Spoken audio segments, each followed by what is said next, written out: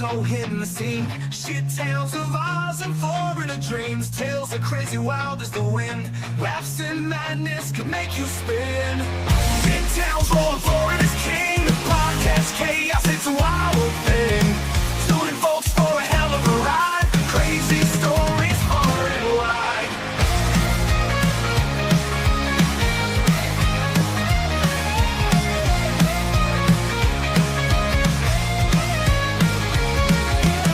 From down under to the Sunshine State, mishaps and mayhem can't escape fate.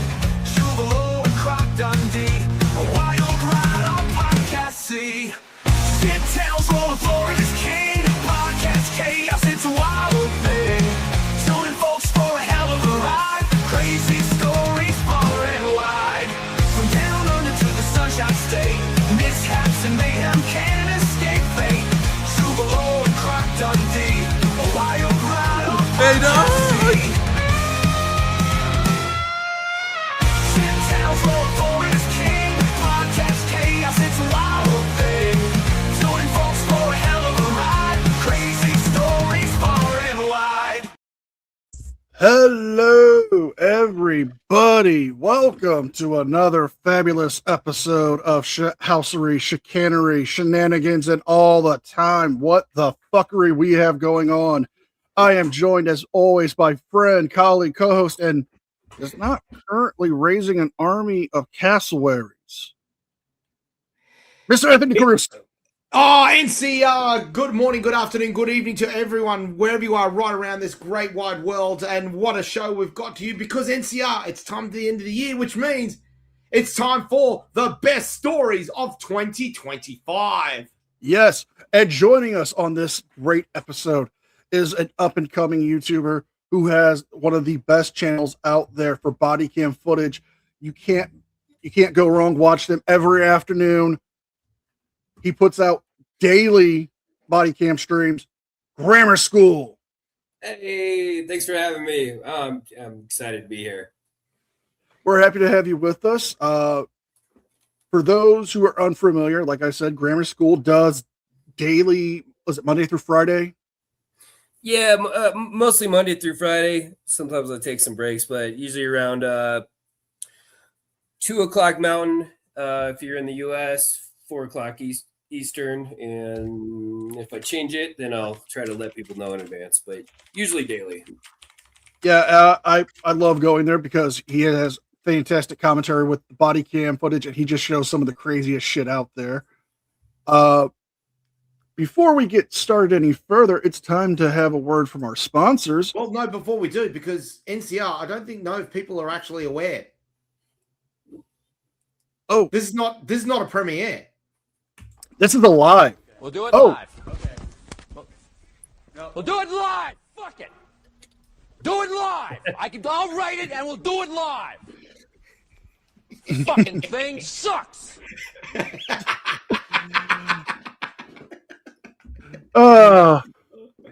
Let's take a look at one of our fabulous sponsors. Want to make sure you're looking your absolute worst when you go to a court case to try and lose custody of your children? Then make sure you visit our good friends at BSBT Dentistry. With the finest in tooth decay and the very best in hobo looks, BSBT Dentistry will ensure that you look like you've just been snorting coke off a man's cock in the back streets alley. We also have very big specials for sovereign citizens and people who don't accept the jurisdiction or the requirements to be our father. Make sure you check us online at bsbtdentistry.com and make a booking today. BSBT Dentistry, proudly smashing your face right through a wall. Thank you. And a quick word from our sponsors over at Aura. Today's sponsor is Aura. We're online a lot, and let's be real, there's a lot of shitty things online these days, and this is where today's sponsor, Aura, can come in and help you. Aura is an all-in-one digital security, protecting your personal data, monitoring your credit for you, has parental controls, VPN, antivirus, gives you 24-hour protection, and offers you a $1 million identity theft insurance policy. And why is Aura important to protect you? Well, We see a lot of things online that lead us to some websites that steal our data, then sell that stuff off to data brokers who can sell it and resell it, causing you to get spam calls, junk emails, and sign you up for things you didn't even want. But not only that, Aura puts an end to those pesky scam calls, the spam emails, and not only that, it can get your data removed from data brokering websites without you having to move a finger. Aura is offering you a free 14-day trial by using my link in the description box and signing up at aura.com/NCR or scanning the QR code. That's aura.com/NCR or scan the QR code for your free 14-day trial, and don't leave your data unsecured. Thank you again to Aura for sponsoring us, and I highly recommend you guys sign up for that free 14-day trial. It actually works. It's a product that I endorse wholeheartedly.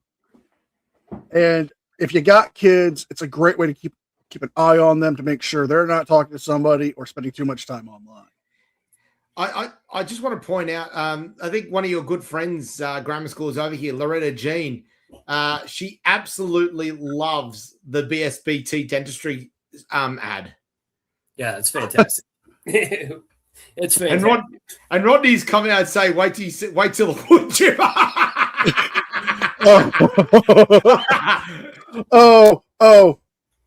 I could show them the wood chipper, or I could show them one of the best legal teams out there.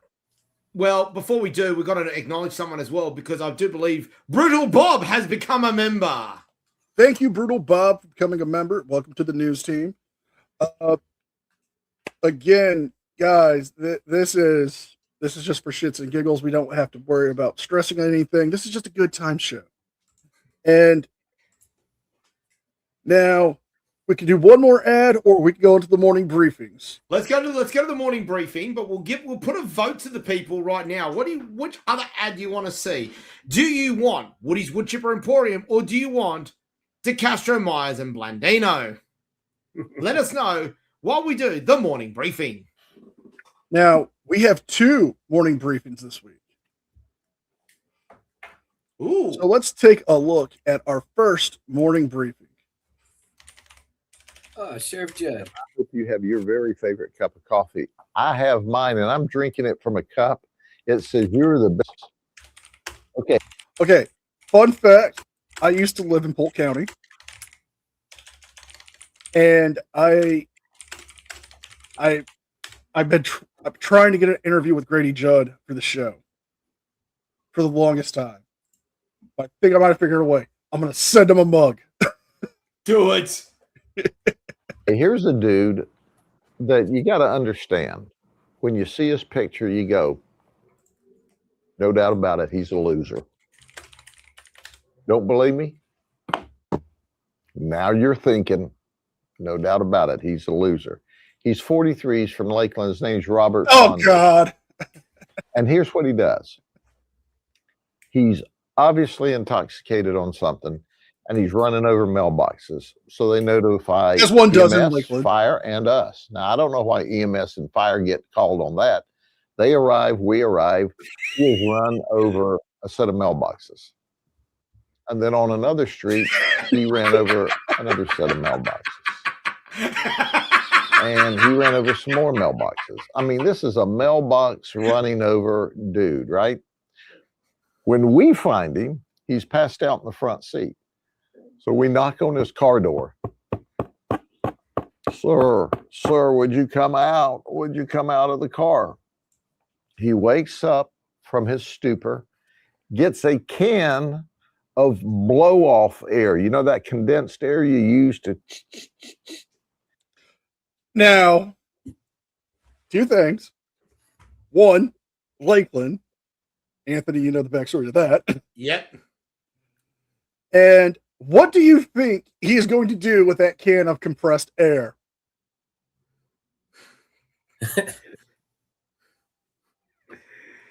Clean his beard. Grammar school, you got anything? I know what he wants to do with it, but Let's And he starts huffing it again. Well, we immediately grab him out of the car because that's not cool. And we certainly don't want him driving anymore.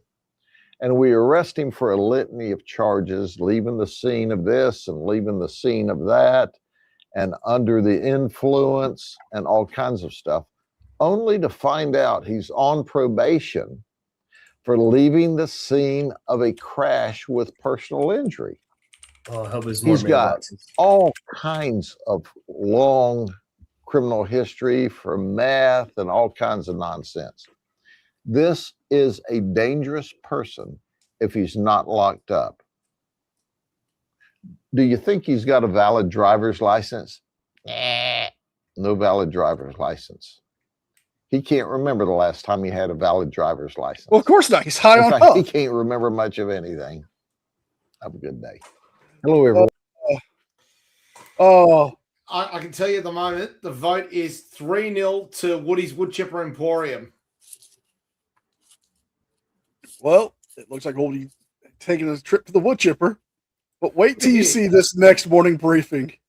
Yep. Cup of coffee. Well, today I'm drinking out of the CPS Investment Advisors, Peter Glotko. But here's the deal. Old Michael Miller Jr. is 45. He's from Lakeland. He's a nice. Again from Lakeland. Oh my God. I know I picked these. I know I've picked these, but it's why fucking Lakeland? He looks like Val Venus after he's been on a bender. He looks like a hairy potato. You know what he looks like for real? What? If you took Val Venus and a very elderly pug and somehow put them in the machine from the movie The Fly.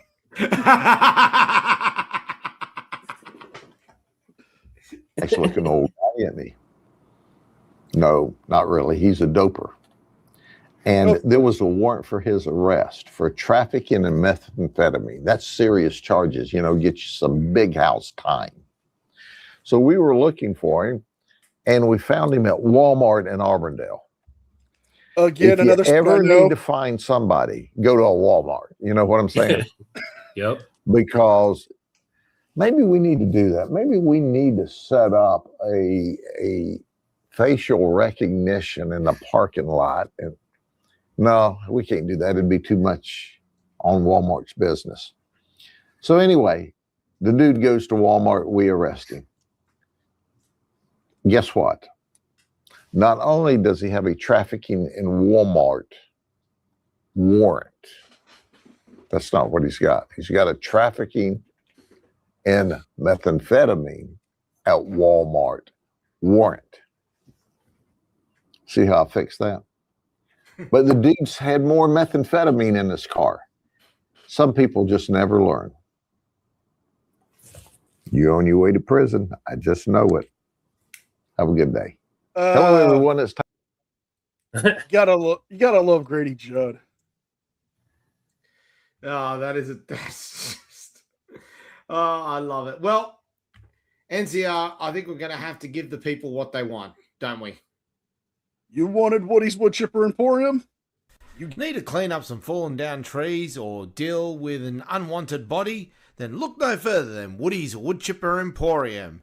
At Woody's Wood Chipper Emporium, we have the very best in materials and equipment to be able to clean up any mess that you so desire. Just make sure you ignore the red paint that is located in and around the wood chipper itself.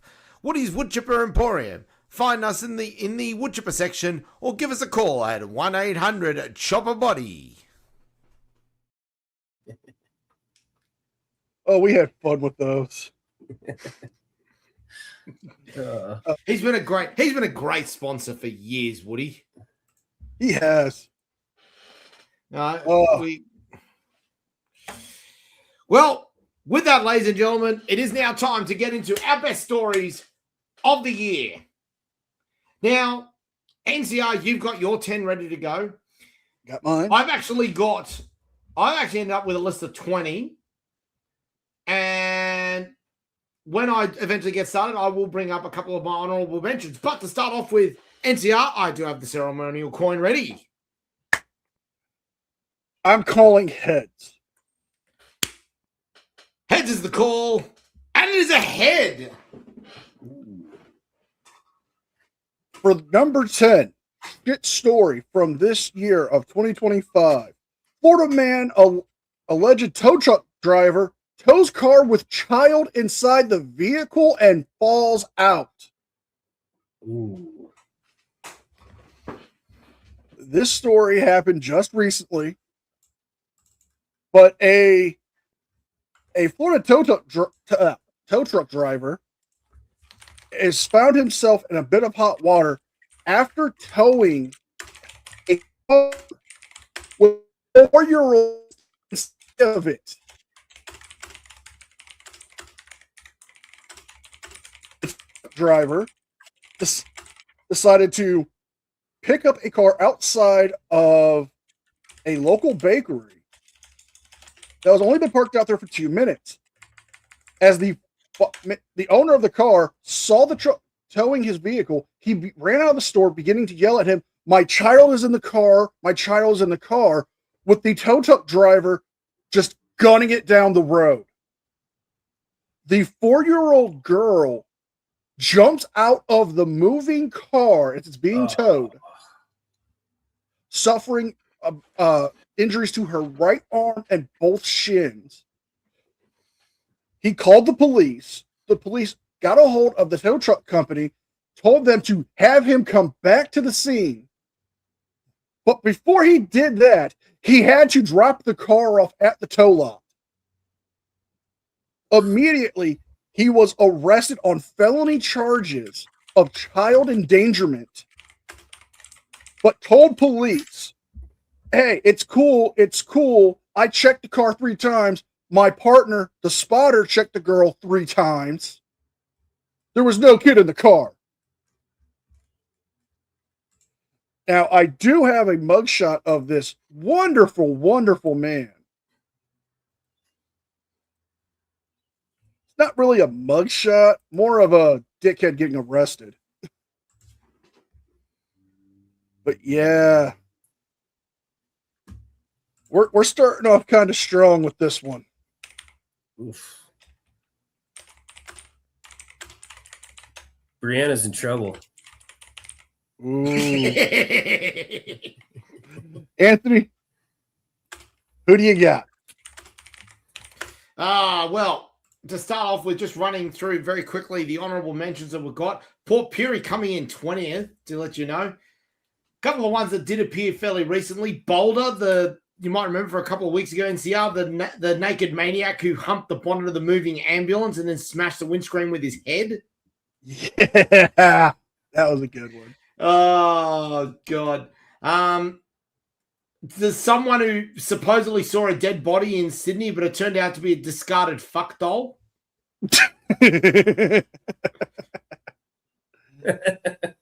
Now, we have to do a special mention of this because it is, of course, it wouldn't be any sort of list without your favorite town ending up in here, NCR. Good old Townsville. Do it. You mean? The city of Townsville is under attack.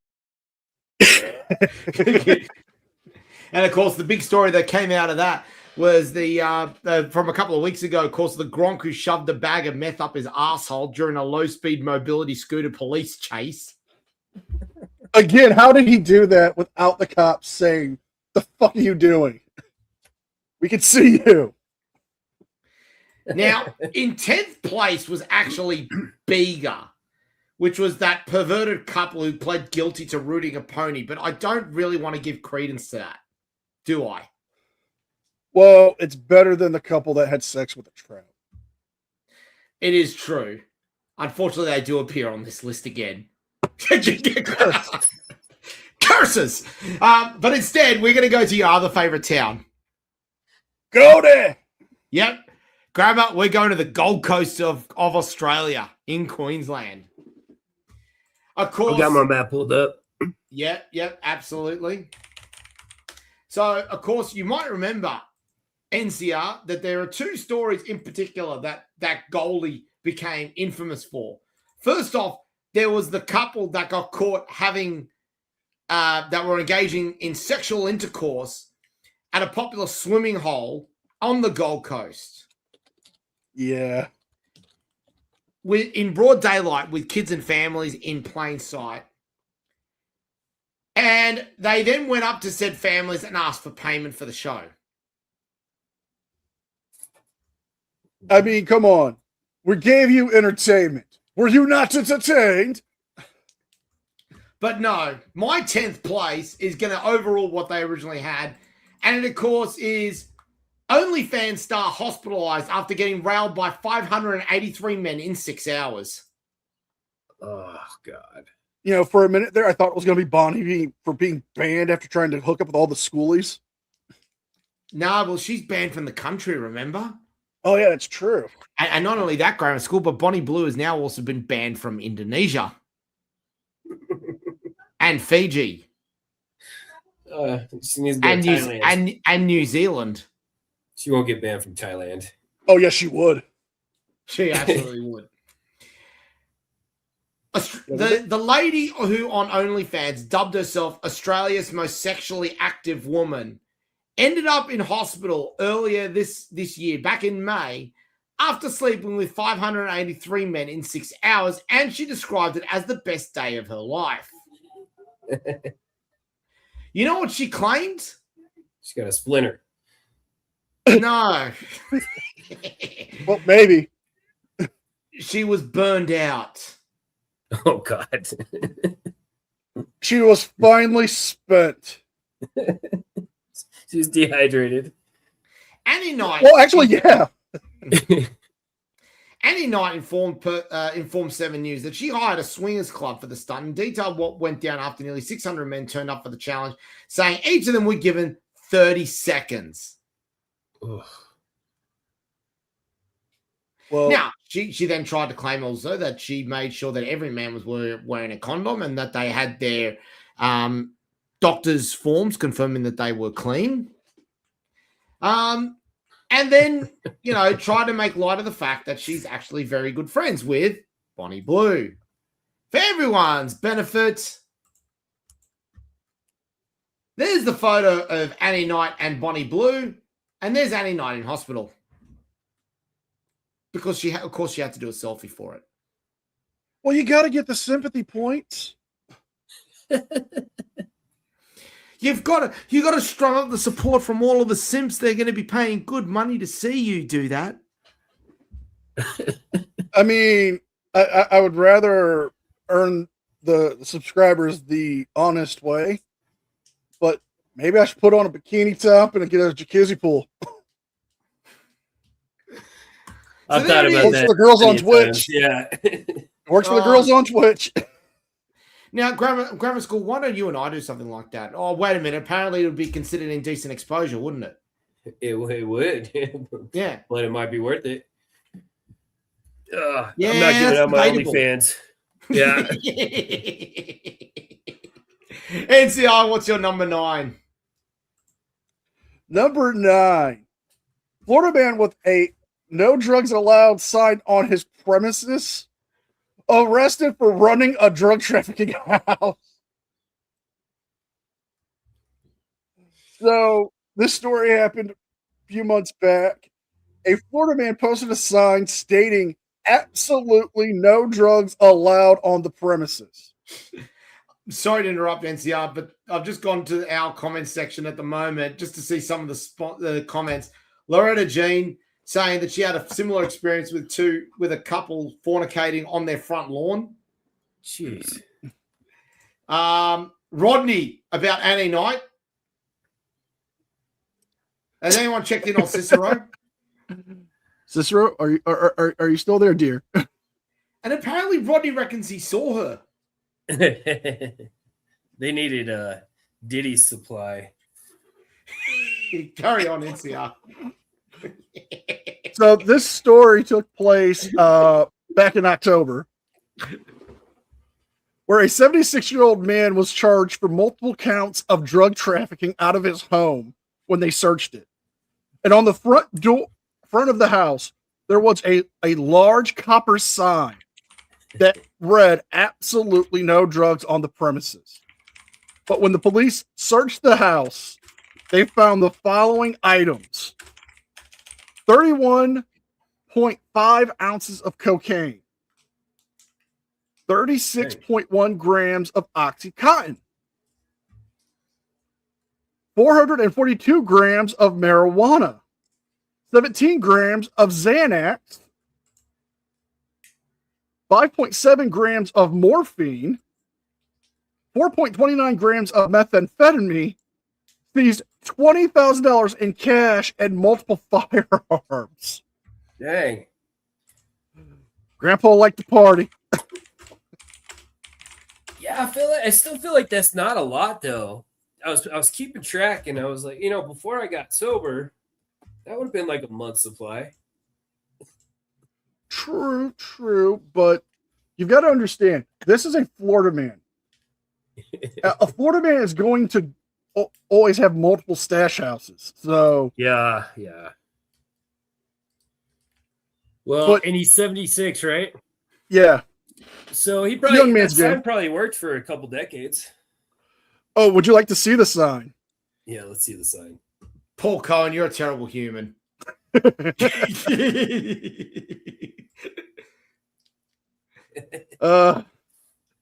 look at that. That has been there for a while. Anthony. Oh God! Can I say? You know what the most disappointing thing is about that entire story is? What's that? That sign was made of copper, wasn't it? Yeah. And they didn't steal it. But you know what the funny thing is? See, because of me, now they have a warning.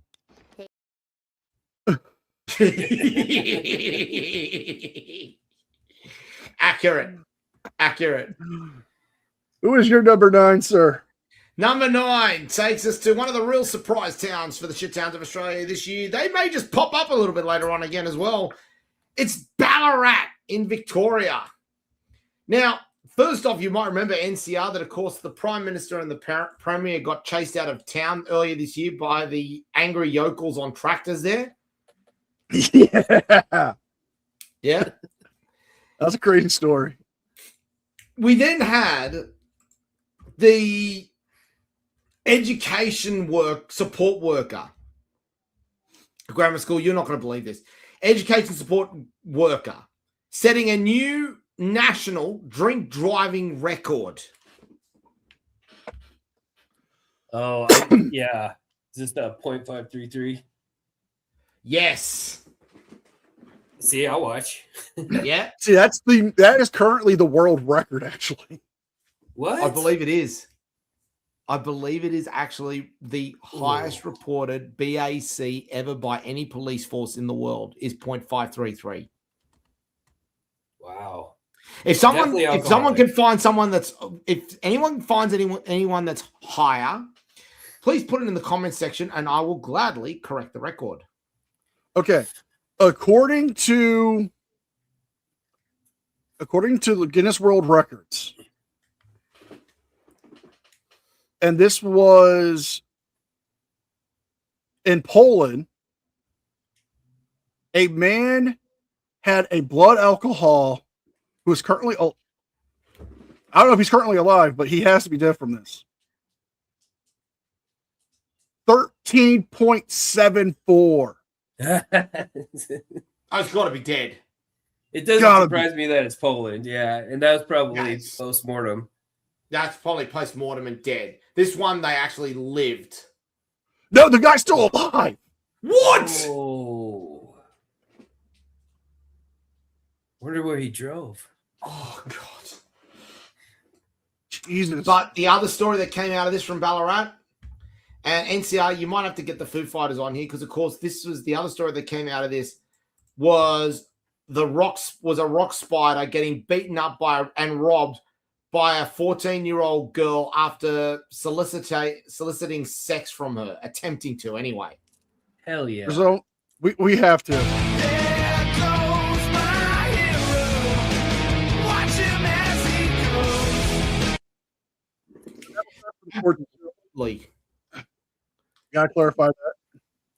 Yeah. You've got to play for someone like. I mean, that's ballsy to do that. That's awesome. Not as ballsy as fighting crime in your SpongeBob jockeys. That was pretty good.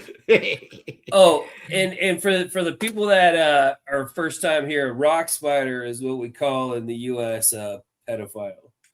A chomo. Yeah. Yeah. Or in the UK, we call them nonces. So, yeah, Rock Spider beaten up by a 14-year-old girl who attempted to solicit sex from her. You know, I would have loved to hear that call to the police. Okay, so what happened, mate? She beat you up. She robbed you. Wait a minute. You offered her what? For what? Yo, I'm gonna need some guys down here with the clubs. Yeah. Well, apparently she did a pretty good job of it. So, wherever you are, 14-year-old girl, well played. Yeah. You are a true Australian hero.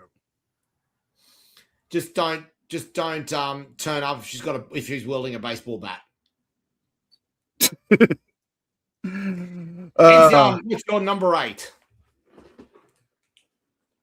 Deerfield, Florida man accused of shooting 19-year-old son over heavy metal music. Oh my God, I remember this. Yes. A Florida dad wounded and slashed his son by shooting him and hitting him with cutting with a box cutter over the fact that the son was playing heavy metal music. The son was playing, I think it was Ozzy Osbourne. I'm pulling up the story to see what music he was playing if it mentions it again. Yeah, Ozzy wouldn't even be metal anymore. So the dad is 55 years old, tells the son to turn down his music because he's extremely intoxicated and it's heavy metal, which metal, like, yeah. I think the Lord of Rock would agree with us. Yep. Yeah. So he begins to yell at his son as the son's pleading for him to calm down, becomes progressively more angrier, goes and shoots his son. They get into an altercation. After he's fired all of his rounds, he pistol whips the son, pulls out a box cutter, and cuts him on the neck. Well, the son pulled out a box cutter and cut the dad in the neck. And I have his mugshot, which we had fun making fun of him because, well, look at him. Oh my God, he looks like Tom Hanks. It's dirtbag Tom Hanks. It totally looks like Tom Hanks. Holy shit. But if you notice, Oh my God, the son's handiwork. The son's handiwork right there. Oh wait, so the dad shot the son, but the son cut the dad? Yep. Yeah. And they deemed it self-defense. But I always have to wonder, what was he playing to piss off the dad that much? Yeah, and if Rodney mentioned Guard, if it was Guard, then they wouldn't have survived. That's for sure. Oh yeah, I mean, it could have been Gwar, it could have been Lordy, could have been Seven Dust. Alter Bridge, old school. Yeah, could have been old school Metallica before they got clean. Oh, I saw Clean Metallica a few months ago. They're still fun. Yeah, but I miss them before the Black Album when they were really fucking doing heavy and hard rock. Yeah. Anthony, who is your Yes. number 8? Number 8. Oh, do I want to? Do I really, really want to? Do you really want to hurt me? Yes, I do actually. Number 8, we're going to Hobart, Tasmania. Guess what, NCR? The fish fuckers. Yes. We have finally reached the conclusion of the story. We have finally reached the conclusion. Ladies and gentlemen, you might remember back in 2024 of the story that broke out and went viral of a husband and wife filming each other performing a sex act on a trout. Well, That's nasty. yes, it is. Well, we can now confirm that we are now at the end of that story because the man involved has finally been jailed. It's about damn time. That brown trout did not need to see that red snapper. The couple, Catherine June Lee and Ashley David Hallam, both gained notoriety after performing oral sex acts on a trout, filmed it, and shared it all over social media. Oof. Changes fish taco for sure. Oh, you are a terrible, terrible human, and you should feel bad for that. No. You should feel proud. Well, it's now finished because Ashley Hallam finally pled guilty in 2025. He received a 5-month prison sentence, which was wholly suspended for 18 months and ordered to complete 75 hours of community service. So basically, he's on good behavior for 18 months. If he F's up at any point during those 18 months, he's getting 5 months plus whatever else comes.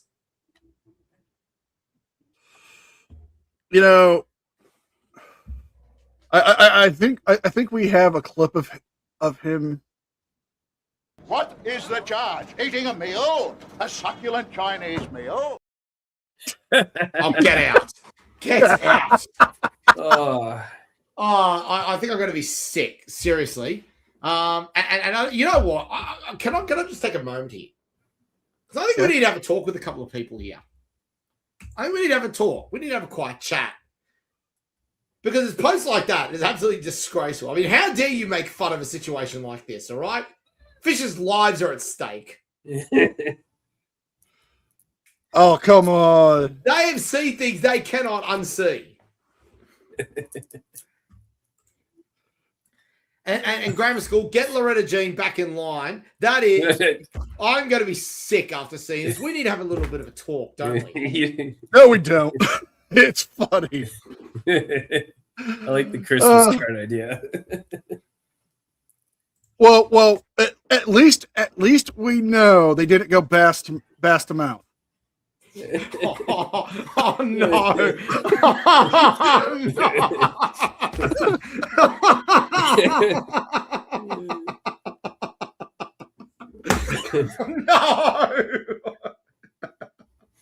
I can't top that one. Oh God! We really need to have a talk now.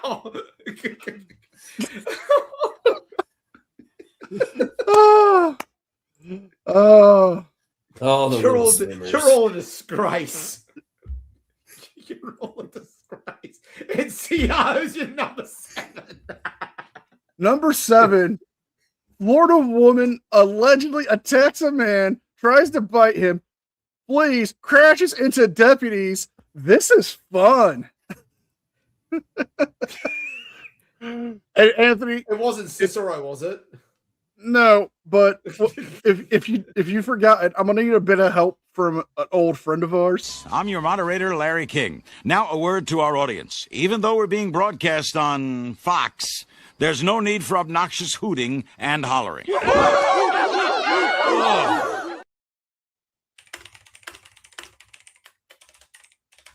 I don't hear hooting. Hoot, hoot, hoot. So, a 37-year-old Florida woman, Samantha Cootley, was charged with a long list of charges, including aggravated battery, burglary, disorderly conduct. This took place in Polk County, where she allegedly tried to run a man over, then tried to bite him, flee in her car, and then crash into a Polk County Sheriff's deputy's car. Mind you, this all took place in my stomping grounds of Lakeland, Florida. What is going on in Lakeland? Seriously. But here's the funny thing.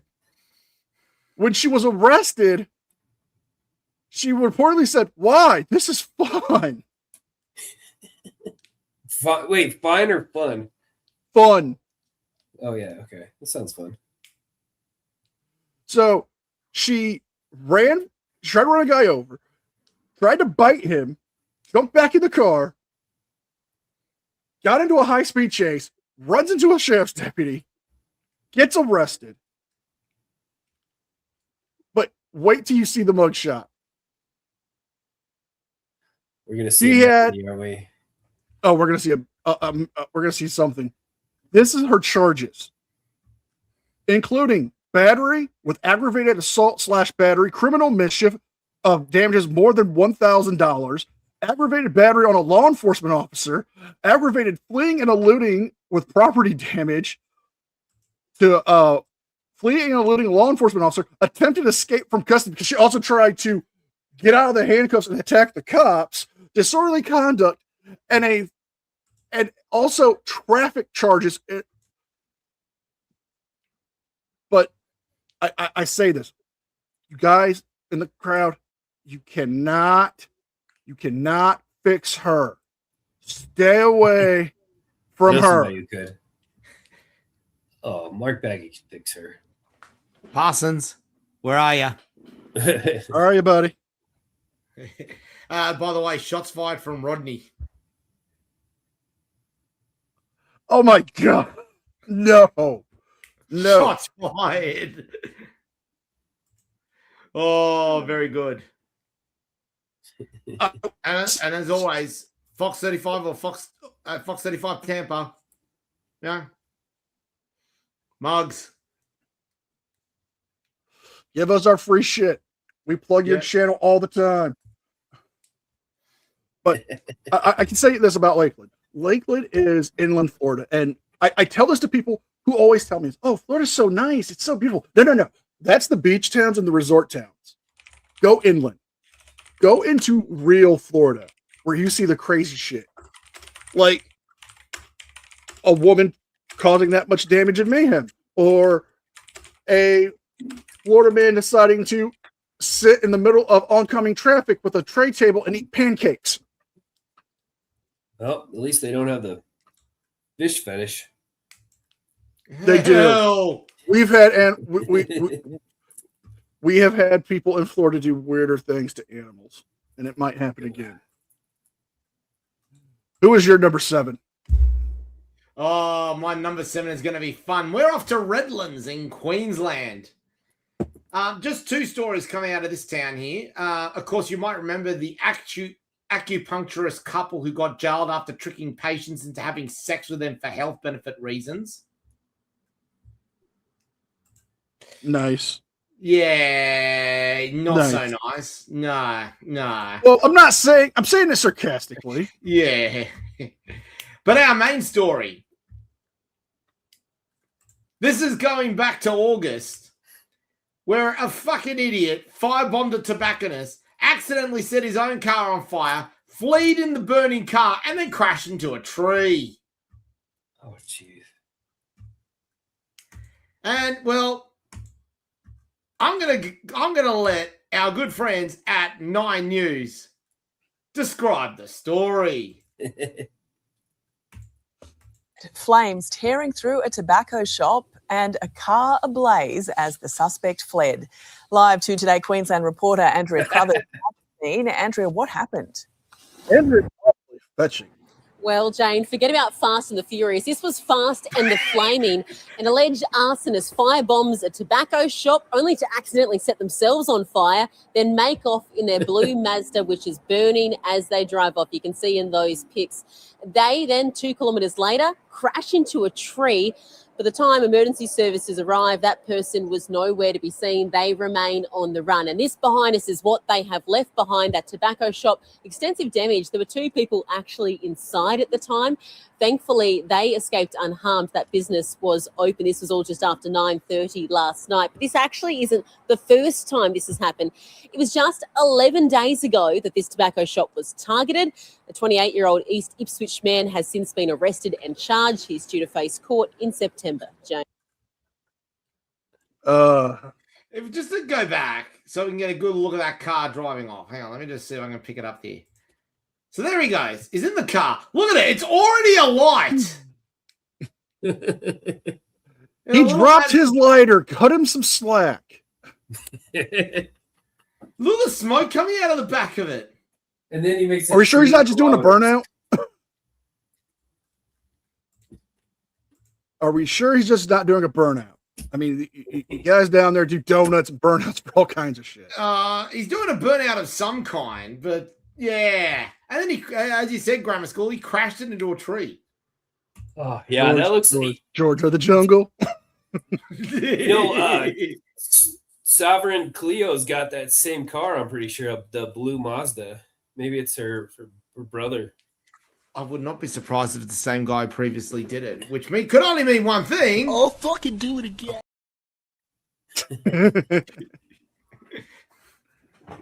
God damn it, Goofy. Oh, Redlands.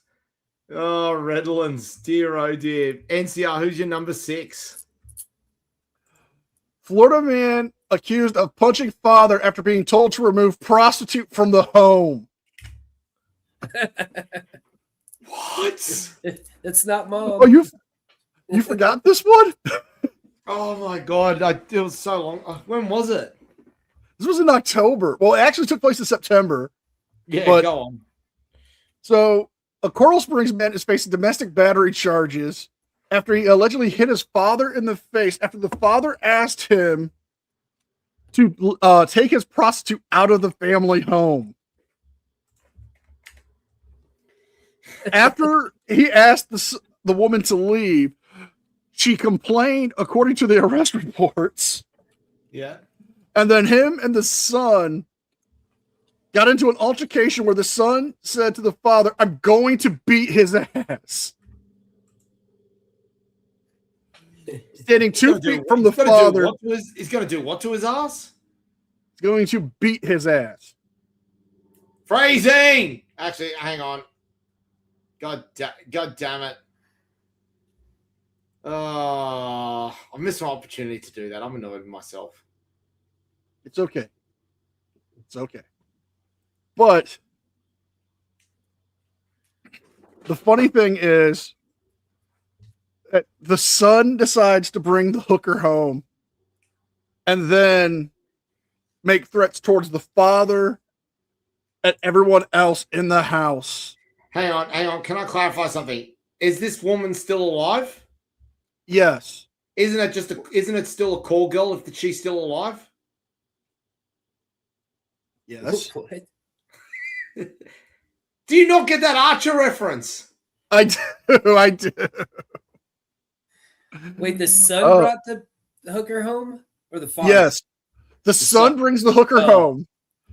And the father tells the son to have the hooker leave the family home. And then, good advice. Good advice.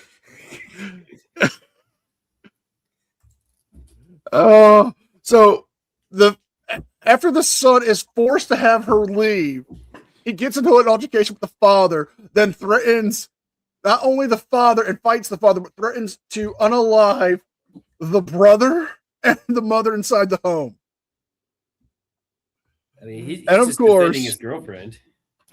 And of course, what would it be without a mugshot? What? I paid for half and half. They're gonna have a lovely wedding. You know, something about him says he met his Julia Roberts. Jeez. Oh, that's a bit of a stretch, isn't it? Well, he wanted to stretch something, but he couldn't. That's what I was thinking. Anthony, who was your number 6? Oh boy. Number 6 takes us. Oh no. Oh no. Loretta. Loretta, we need to talk. She's on a roll. Rodney. No, there was no pictures of brothel Barbie. NCR, my number 6 is Leon Gartha. Oh. All right.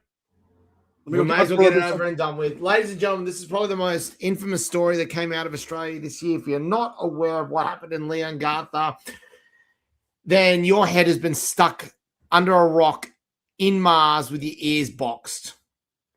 This is, of course, the story of the poison mushroom murder. Yes, ladies and gentlemen, that reached its conclusion this year. Australian woman Erin Patterson, and by the way, we should just mention hello to Sue Bear, one of our longest lasting supporters. Welcome here for joining us, and also we saw Nightmare earlier on. Erin Patterson found guilty of murdering 3 of her relatives by feeding them toxic mushrooms that were served in a beef Wellington. Ooh. You never look at beef Wellingtons ever again. Who are the people that she murdered? Murdered in this? She murdered her father-in-law, her mother-in-law, her sister, her sister-in-law. Sorry, the sister of the mother-in-law, and the only person that survived was the husband of the sister of the mother-in-law. Yeah, I think he's a pastor too, isn't he? Yes. Yeah. That case came to a conclusion, of course, this year. Erin Patterson was found guilty of 3 counts of murder, and she was formally sentenced to life in prison with a non-parole period of 33 years.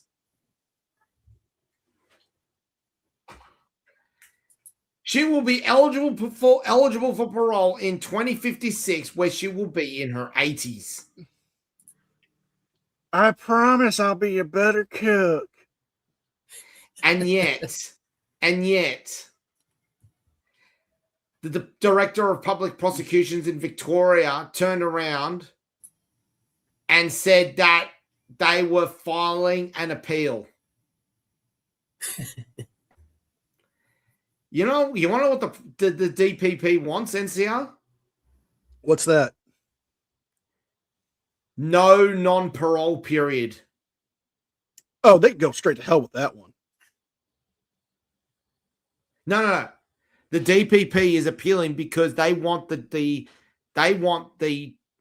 sentence upgraded to no chance of parole.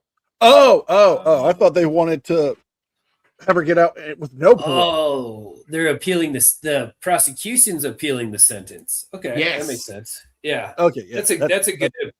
Yeah, that's a good one. I thought the defense was trying to say, "Hey, we want her to get out, but with no parole. Just let her go free. Let her." Yeah. No, the DPP is appealing because he wants no chance of parole. Well, at least she's not. More. At least she's not working in the kitchen. Well, for now. Yeah. Just don't let her near the mushrooms. NCR, who's your number 5? Number 5 is another proud Florida dad.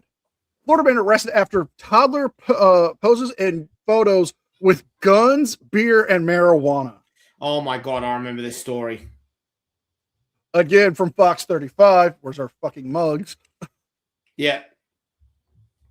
So, Grammar, I don't know if you were aware of this particular story, but a Volusia County father has been arrested after photos surfaced on Facebook of his toddler holding beer, holding guns, and posing with a large baggie of marijuana.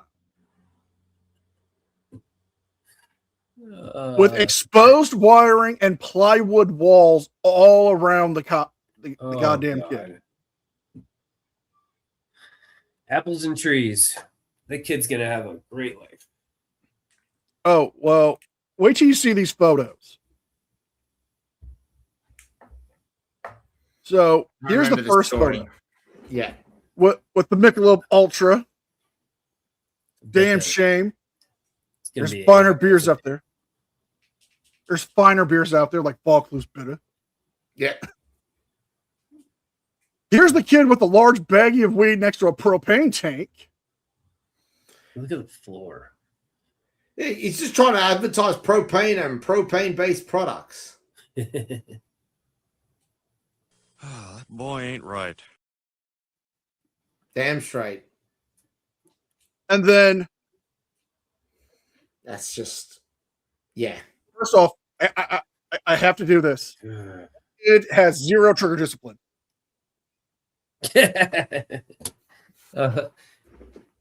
Oh man.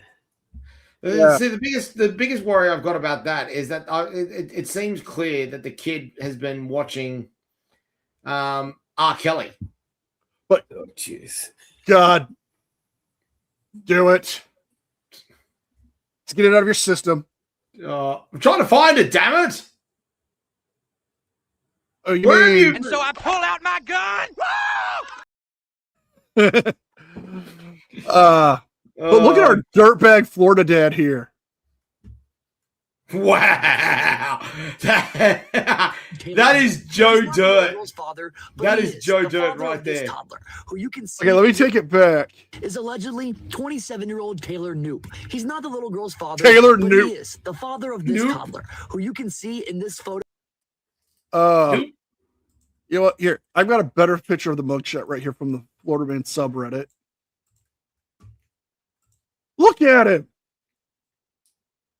What woman says, you know what? I'm gonna bang that. Oh my god. Oh, the pretty much wood every chippers are woman always in on sale. Make sure, but you have to go to Woody's Wood Chipper Emporium. Mention Don't us at the counter, they'll give you a free tarp. Yep.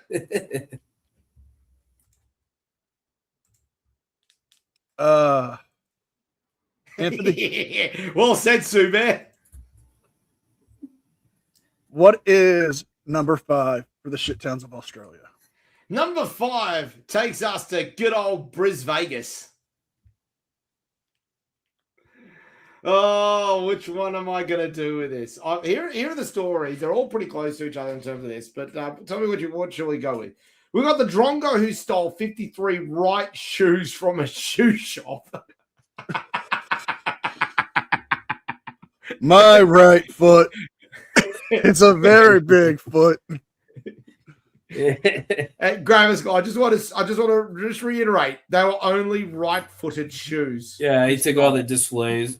Yeah. No, not the displays. No? Oh, the opposite of the displays. He went and opened up boxes and was like, I'm going to take the right. I'm going to take this one. This one looks like it would fit my right foot. Whoa, what? Does he have one leg? No, he has both legs, fully functional. Actually, you know what? I'm going to make an executive decision on this because number 2 story is one we covered a short while ago, NCR. A piece of shit who allegedly left his dog to die inside a car that he dumped and falsely reported stolen while he went to a brothel. Oh, God. He's a scumbag. Oh, here we go. Here's the one for you. Robbie killing it in this. Yeah, Rodney and Loretta. They're having too much fun.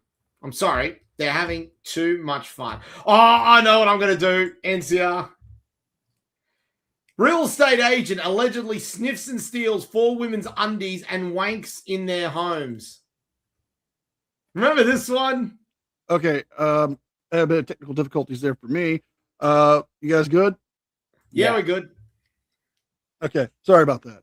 Remember this story, NCR? the Brisbane real estate agent who was allegedly stole and sniffed 4 women's undies and went in their homes. I remember. And because we love naming and shaming people like this cretin, here he is. Viet Tun Tran was accused of stealing the underwear of women of the houses he was attempting to sell, stealing them, sniffing them, and then masturbating in those very homes.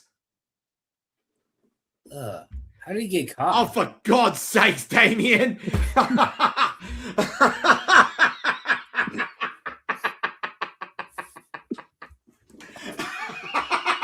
You know, this guy completely looks normal, right? He looks normal. Oh, did you read the caption? Sorry.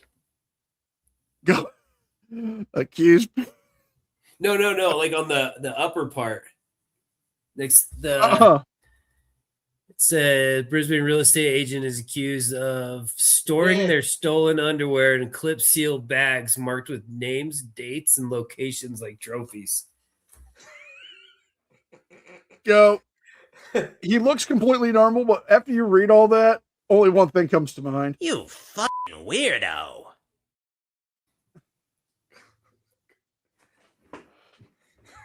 Well, if you're gonna do it, do it with a smile. I don't think I'm the only one that's broken at the moment. Someone check Rodney's blood pressure. Well, how does he get caught? Because because of the freaking trophies. Because I was Yes. gonna say if they didn't catch him to the fourth time, how did they know about the first 3? But the freaking trophies. Rodney, I'm not entirely sure that that's the most pressing issue right now. Well, did he use a Ziploc? Because you got you lock it. Oh God, yeah, I don't know, but you know what? I'm not even sure what kind of smell. What would you use for that? Would you just use mint? Would you use ice cold? Would you use new car smell? Would you use lemon? What would you use? Like something moist. Get out. You're like your sister Rose in here. I already know I'm going to hell. I already have the tour bus picked out. Hell of a ride. Number 4, who is it? Number 4 is one that we covered a couple months ago. The Florida man and woman church leaders arrested for slavery and money laundering. What? Yes, this comes from Fox 13. Again, Fox 13, please give us our mugs. We are good boys. Hang on. I need to ask. Is this that same pastor that got done that was as part of the IRS investigation? Yes. Yes! I know this one. Okay. So there was a church leader. He appeared on court cam where he was telling them in a deposition that he needed to have a private jet and to go to stores like Versace, Dolce & Gabbana, Gucci to have the finest of suits because he's a man of God spreading the word. Now, the police and the Department of Justice were investigating David Taylor and Michelle Barron, and they raided their house on Wednesday. Their homes on Wednesday. Now, they are committing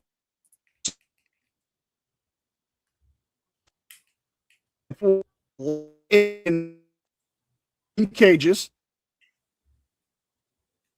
They were trafficking women for exploitation, forcing them to take Plan B. They were embezzling money. they had people in a room just stacked up like fucking like fish in a sardine can, while they were living in a fucking mansion.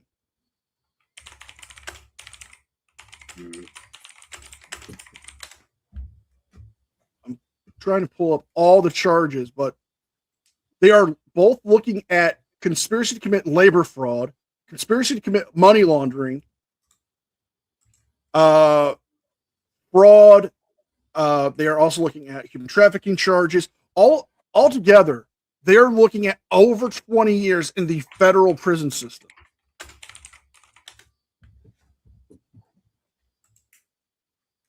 But wait till you see this. Wait till you see this man of God, because clearly he's doing the Lord's work with that hairline.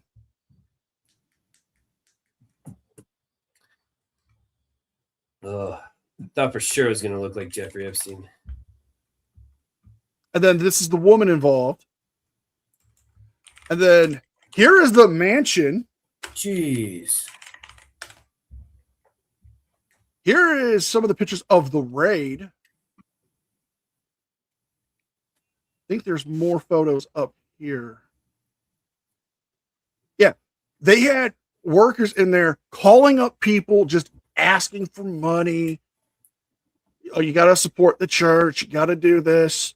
You have what you can. In reality, we're fucking trafficking people all across the country.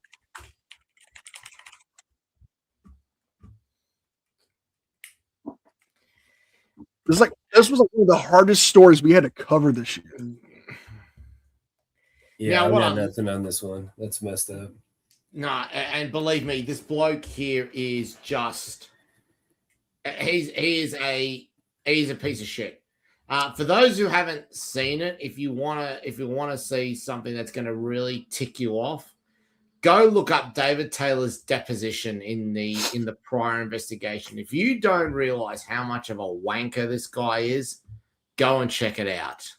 Literally told them in the deposition, well, I have to have nice things because I work for the church. Oh, jeez. Literally told. Go on. I have to have Gucci suits because I need to look my absolute best when I'm preaching on TV. You just need a hair club for men the entire time.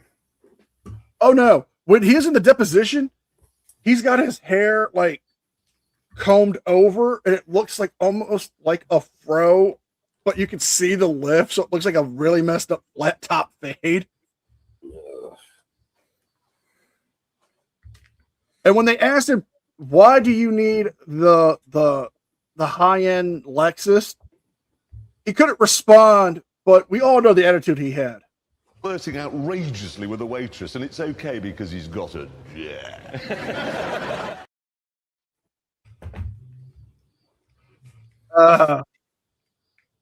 In fact, he would fit the kind of person that would drive a Jag. I mean, who doesn't want to drive in a Jag?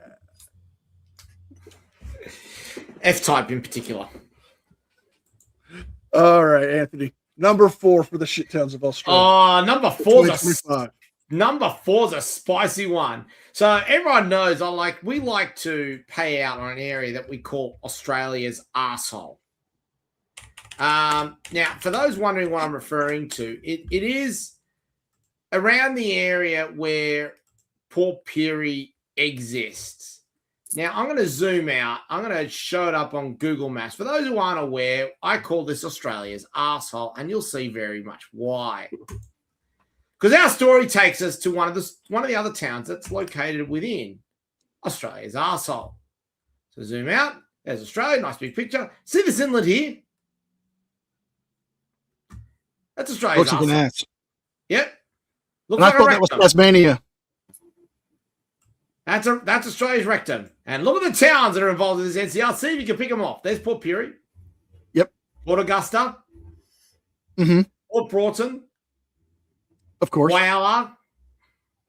Yeah. Port Neal. Tumby Bay. Wallaroo, Corny Point, Marion Bay, and the subject of our next story, Port Lincoln. Again, leading to my scientific theory, if you have port in your name, you're a shit town. Grammar school, can you in any possible way disprove NCR? No, definitely not. Shit town, but good oysters. Every port town I've been to. We'll see. We'll see. My fourth place takes us to Port Lincoln, where a reality TV star and porn model allegedly beheaded her boyfriend and hid his head. Talk about give us some good head. This is incredible, this story. And this is up there with the other big profile crime that was committed this year. The significant amount of evidence is outstanding in the complex alleged murder case involving former Beauty and the Geek contestant Tamika Chesser, court has heard. By the way, we can confirm she's been charged.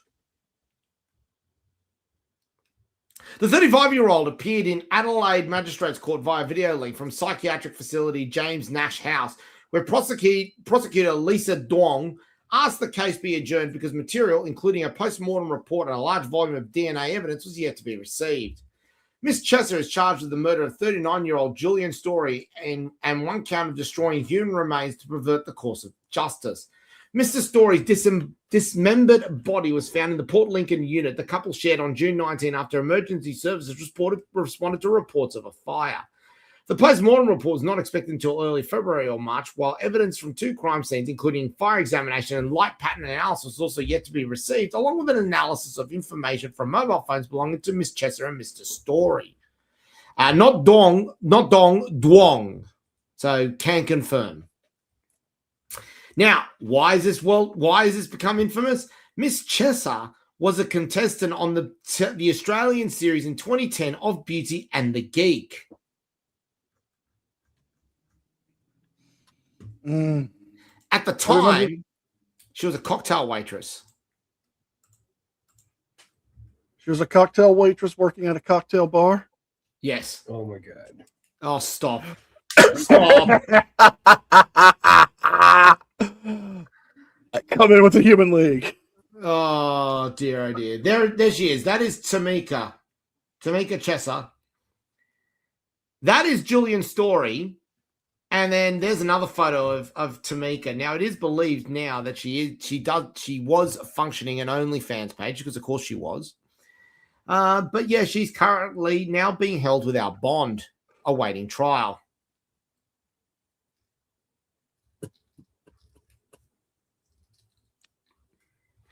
And can I say to everyone here, this is why you follow rule number 2 in the bro code. Don't ever stick your dick in crazy. Yeah, that. Wait, number 2? What's number 1? You don't talk about the bro code. Okay, gotcha. Like Fight Club. Yeah, exactly. NCR, it's medal time. Oh, yes. All right. Medal time. Okay, got your puke bags ready for this one. 87-year-old Florida man and 82-year-old Florida man arrested for exposing themselves at a nature preserve and prostituting themselves for sexual gratification. Oh, my God. Oh, no. This is not the lemon party story, is it? It is. Oh, no. Not the lemon party story. Okay. So, I don't know if Grammer's seen this one. No, I haven't seen this one. You are going to want to wash your ears and eyes out with SARS Wonder Soap. In Fort Pierce, Florida, 2 elderly men ended up in handcuffs after they allegedly went to the scenic nature walk, hoping to get lucky and stroll with a happy ending. The 2 Florida men were arrested near Old Dixie Highway in Fort Pierce after the Special Investigations Division opened up had ongoing complaints of lewd and lascivious activity happening at the DJ Wilkins Preserve. To combat this, the deputies launched an undercover operation where they began monitoring the area, and the sheriffs, within minutes, had one of the elderly men, Clarence Higgins, age 82, approach an undercover deputy, expose himself, and proposition him for sexual gratification.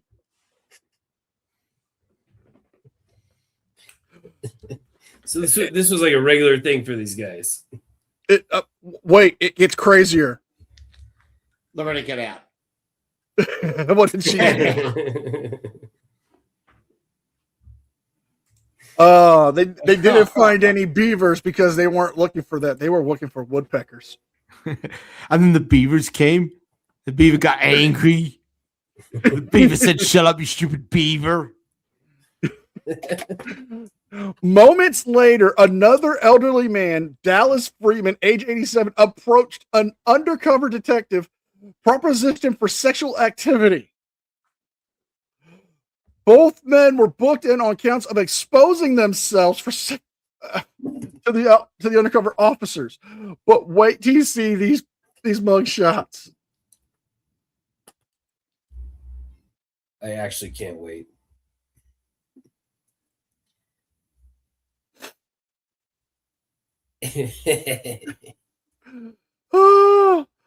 Okay, so here's our first one right here. Come on. I'm just looking for some lemon candies. I got some hard candies in my pocket. Don't you like my fancy chain? I mean, the white pants is just a dead giveaway, isn't it? Yeah, the aviators, the floral print shirt, the open chest hair, the fedora, all screams, I'm going to be creepy to you. Will you be creepy to me? No. Bad Damien. Bad Damien. He kind of does. He looks like Higgins. And then sad people. He looks so disappointed. Do you think they ever had any, I guess what they would call successes? Any customers?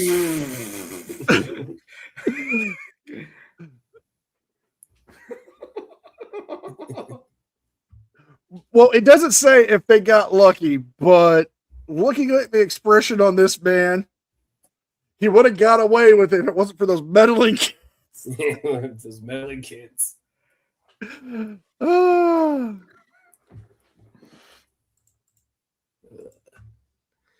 Oh, dear God. Hey, Full Metal Jacket. Who is your bronze medalist? Bronze medalist. Well, it'll come as no surprise that it made it to the top to the top three. Our bronze medalist is, well, in NCR, it's Melchetti. No. AKA Melbourne. What do we got? First off, we've got an animal shelter worker who was sentenced for trying to sell a dead man's toe on the black market after got eaten and spewed up by the man's dog. Well, of course. The toe. And then you get your choice of either a menace who got caught after allegedly stealing $14,000 worth of beer in 6 months, aka 2 slabs of beer a day. Jesus Christ. Or the sicko who had intercourse with a horse, dog, and a stingray. I think you've answered your question. Yeah. I'm going the sicko. What? Just simply because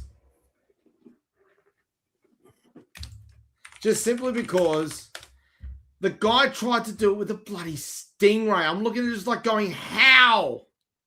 Like He wanted to meet Steve Irwin. A 38-year-old Preston man has been sentenced to imprisonment for child abuse for CAM and bestiality offences after Australian Border Force officers discovered disturbing images on his mobile phone at the airport. He was moving his way up to the Manta Ray. He had just arrived back from overseas. This is back in 2023, and he was finally sentenced this year. And he was selected for a baggage and digital device examination. During a preliminary search, they located content within a messaging application deemed to be in contravention of Regulation 4A of Customs Regulation. Further analysis led to 1,232 files of CAM, 2,321 files of bestiality, all hidden within a photo vault application. The man pled guilty on the 15th of August 2025 to bestiality, using a carriage service to cause offence contrary to the criminal code, using a carriage service to transmit CAM, possess or control child CAM obtained or accessing a carriage service, use of carriage service to cause CAM to be transmitted, unlawful importation of bestiality. The man was convicted and sentenced by the County Court of Victoria to 5 years and 6 months with a non-parole period of 3 years and 4 months. With him being sentenced in September to 3 years and 4 months as a minimum, that means he will not be getting out until at least, he doesn't have a chance for parole at least until the start of 2029. You rock spider. Yeah. So they can search your digital content at the airport? Like, if they believe they have cause to search you or even just decide randomly, yes, they can. damn. But in that case, it worked out. Yep. Well, not only that, but like just to give you an idea, grammar school as well, in Australia, you don't need probable cause to do a random breath test. Oh, yeah, I knew that one. Yeah. Yep. You could pull over anybody, right?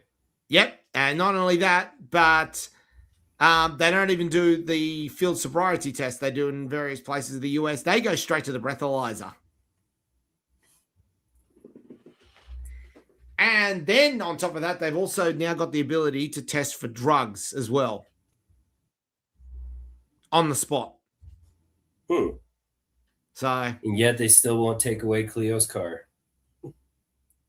Yeah, I know, right?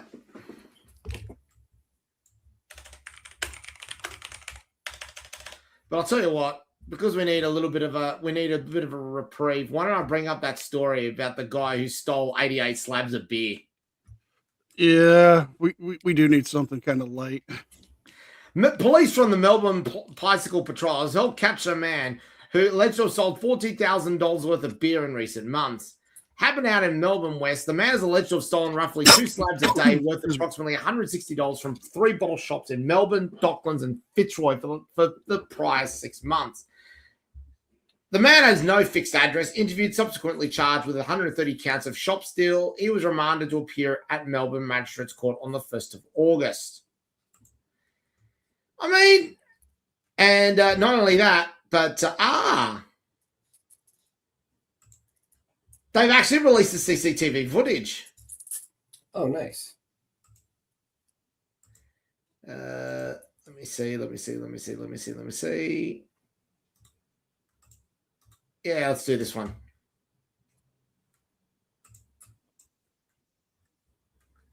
Here we go.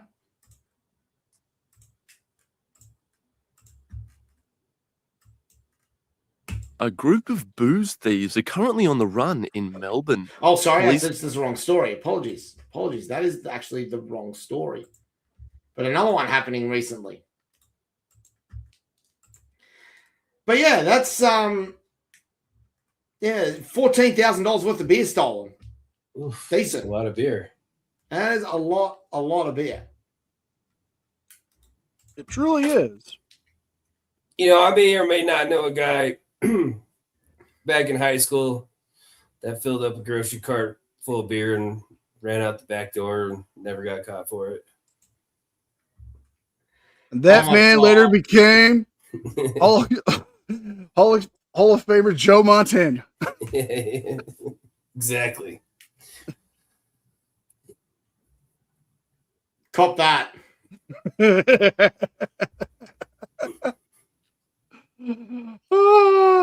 Beer bear. Oh. That's quite good. That's quite good. NCR, who's your silver medalist? Florida man arrested after trying to pay bond with an alligator claims it's his lawyer.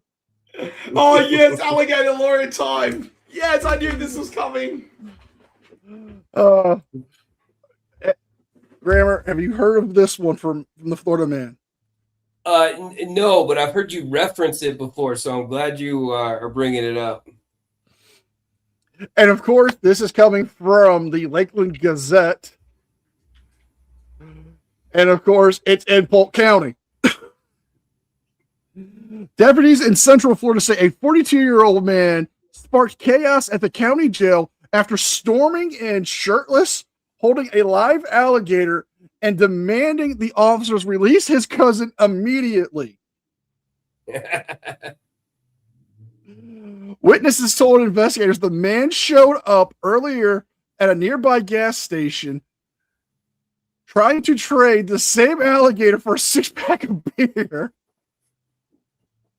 When that failed, he drove straight to the county jail, burst in through the lobby doors, and loudly indicated that the reptile as his legal counsel. When the staff asked him to leave, he allegedly slammed the animal on the counter, shouting, "This alligator passed the bar," before attempting to climb over the reception desk, where deputies wrestled him down to the ground, confiscating the alligator and charging him with resisting arrest with unlawful possession of an alligator and trespassing on jail property. Officials say the gator was safely returned back to the wild, where the suspect, meanwhile, was booked into the county jail on a bond of $700,000. This is not payable in. That's not payable in reptiles. Oh, we gotta find that court case. But that's amazing.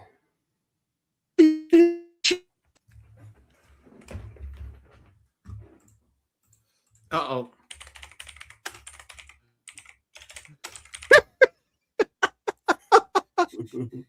There it is. But Anthony, guess what? Of course he's Since the story's passed, since the story's passed, we need to make a trip. Yeah. Guess where we're going? Don't tell me we're going to Alligator Alcatraz. No, better. Oh, no. We're going to the comment section. Yes! Dear deputies, wait till Sheriff Grady hears this. Just a Florida girl. I came here to say this. LMAO. I'll be looking for this to be announced. Go Grady. You can't make this shit up. From Wanda, this is 100% Polk County. Where are you? From Marv, meth is a hell of a drug. Taylor A,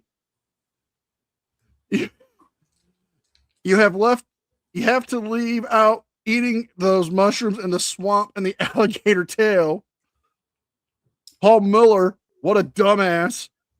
Ken, his cousin's probably telling him to bring some greenbacks to cover his bail. From Don Duke Don, that's incest at its finest. About 2 brain cells and inhaling and exhaling.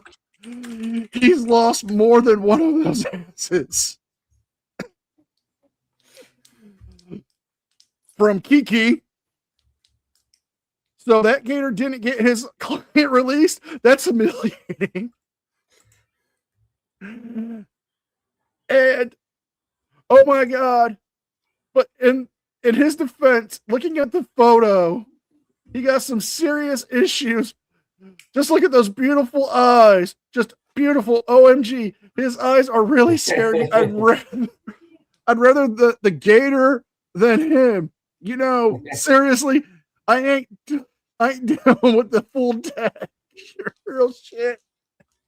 No, look, he's actually a lawyer.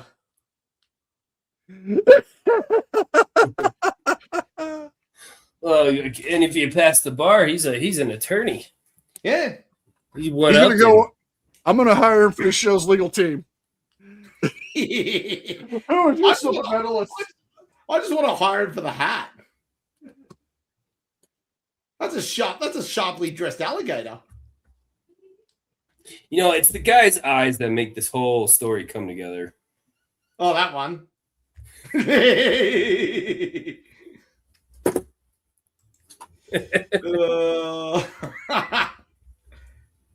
It's about the only time you'll ever hear someone, if you slap someone in the face, you'll actually send their crooked eyes straight. Oh dear, oh dear. Mama say. Oh boy. Do I need to do the next one? Do the next one. Go to your silver medalist. We're off to Devonport. And this one is going to get wild very quick. So, the story.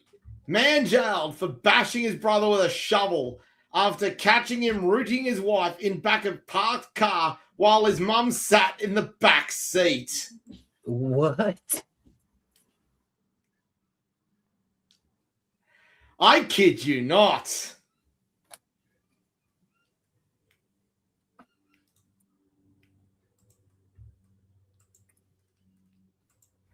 I actually kid you not.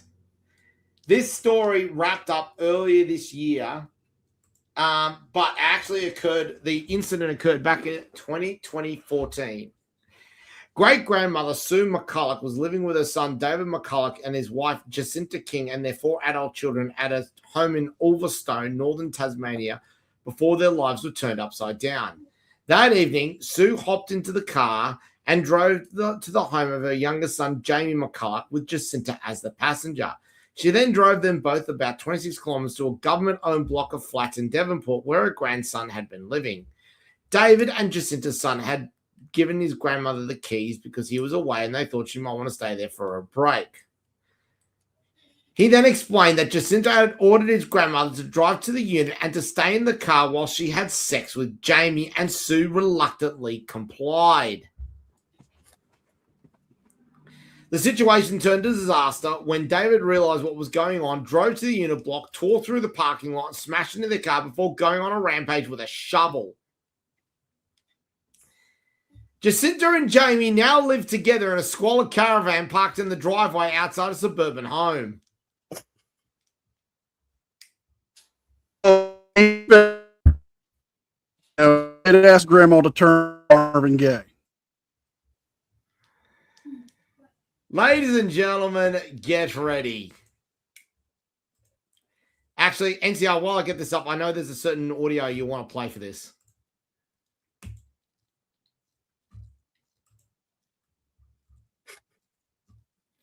Oh, do I have to do it? I think I'll have to.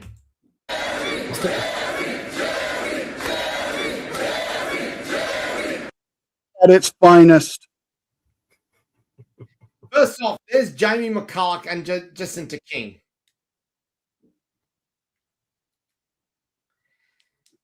There they are at the Salvation Army. And that is Sue McCulloch. That is the grandmother. That's the grandmother? Yes. It was the first photo, the cheaters or the husband and wife? Well, I mean, one of them's the wife's the cheater, right? Or no, yeah, the wife is. That, Jacinta and Jamie, that is now the shocked up couple. Oh, They're now living together.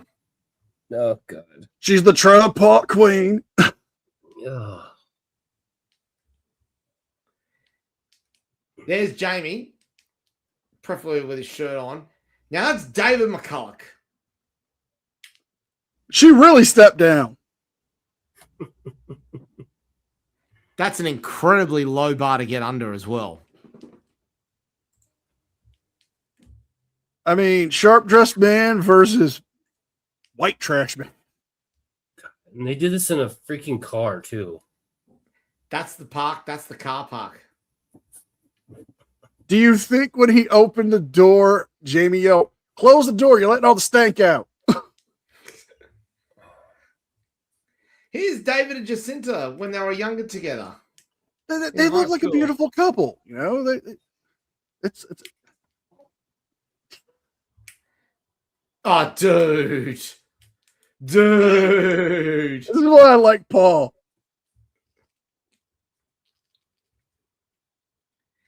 So, what did David get as a sentence? He was sentenced to 3 years of imprisonment, backdated to May 7 when he was taken into custody. So he's basically got sentenced to 3 years imprisonment, with credit for time served, and the rest of the final 18 months of his sentence is wholly suspended. But he's on a good behavior bond for 2 years. He was also fined $1,000. You know what I'm surprised about this whole thing? What's it that? wasn't a bootable offense. Oh, God. This is interesting, though. Look at what the judge actually said from the decision. The actual harm occasion was relatively moderate. There is no question that what you did was exceptionally serious, and your use of the shovel has the potential to cause serious harm. But the context in which the violence was committed was, in all of the circumstances, morally provocative. You reacted most inappropriately, but I accept it was an emotive response to the circumstances that you had discovered. She was satisfied that David was not at risk of reoffending and took his early guilty pleas into consideration, but said that sentence had to reflect the serious nature of the crimes and serve as a general deterrence. So, in a way,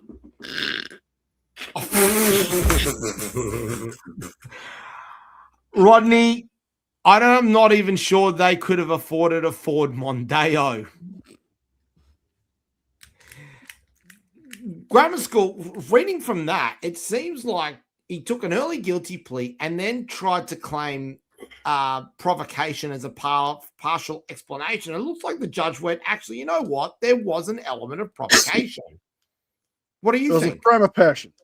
Yeah, I think the judge got it right. I think everything the judge said was spot on, except, at first I was like, well, if you catch your wife cheating, then somebody deserves a shovel. But at the same time, they kind of did him a favor in the long run. So, hopefully yeah. It's a tough one. It's what he did, not great by any stretch of the imagination, but it's clear she's actually given him a bit of leniency about it. Interesting. That might be one that we have to get Artie from Artie's Corporate Fiction to maybe have a look at. That would be an interesting case for Artie. Yeah, I think Artie would agree with the judge on that one too. Well, we had Artie on here, and he couldn't believe some of the crazy shit that we were coming up with. You got Artie, that's awesome. He was almost going comatose by some of the stories. Artie's probably my favorite YouTube judge. I mean, he's a lawyer. He's a good guy. He's a really, really good guy. We've got to get legal on here one day. Oh yeah. Look, Devin will kill over. NCR, who is your gold medalist? I have to give thanks to the MVP of this year, Mrs. Tom, for sending me the story. You know what? I'm with you on that. I was going to prepare the awards for MVP, but I think we're right in saying MVP of the year. We're going to award it. We're going to announce this one straight away, I reckon, NCR, right? Yep. Yep. Our honorable mention for the MVP of the year for our Hall of Fame was going to go to that 14-year-old girl from Ballarat who beat up the Rock Spider.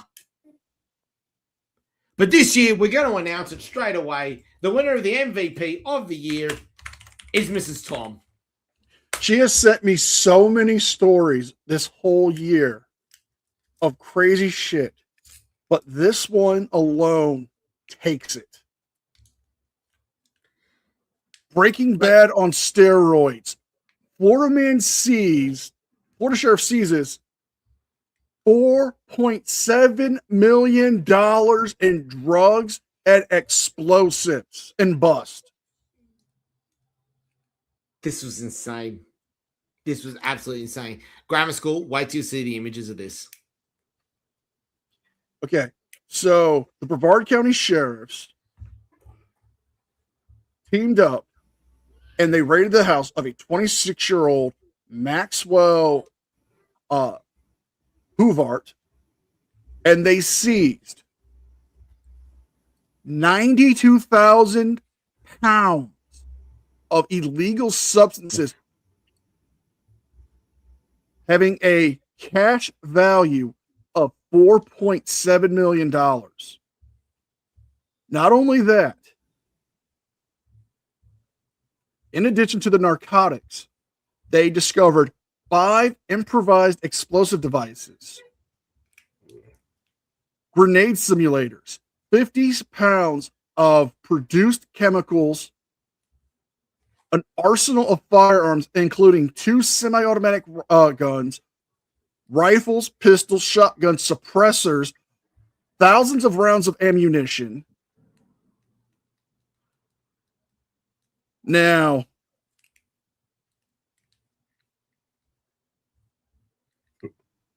I can't do this justice, so I'm pulling up the page, and you're going to see why this was our MVP for Mrs. Tom. Hold on, let me get past the ad here.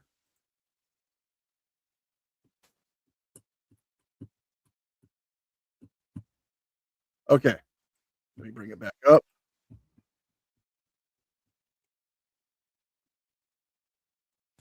Hello, everyone. I'm Sheriff Wayne Ivey of the Brevard County Sheriff's Office, and I'm standing here with Palm Bay Chief Dello. We're going to give you a breakdown on a case that our agencies work today along with DEA, ATF, other federal task force members. I'm going to start out by saying what you see lying on the table in front of us with all the guns. A lot of these weapons are automatic weapons. We'll get into the meat and potatoes of this in just a second. But what's even more concerning, the boxes that you see behind us, and I'm going to step out of the way where you can take a good look at them. All of these boxes contain, and this is just half of it, by the way, it goes all the way back, contain 92,000 pounds of look at that. It's crazy. It's like It's about the.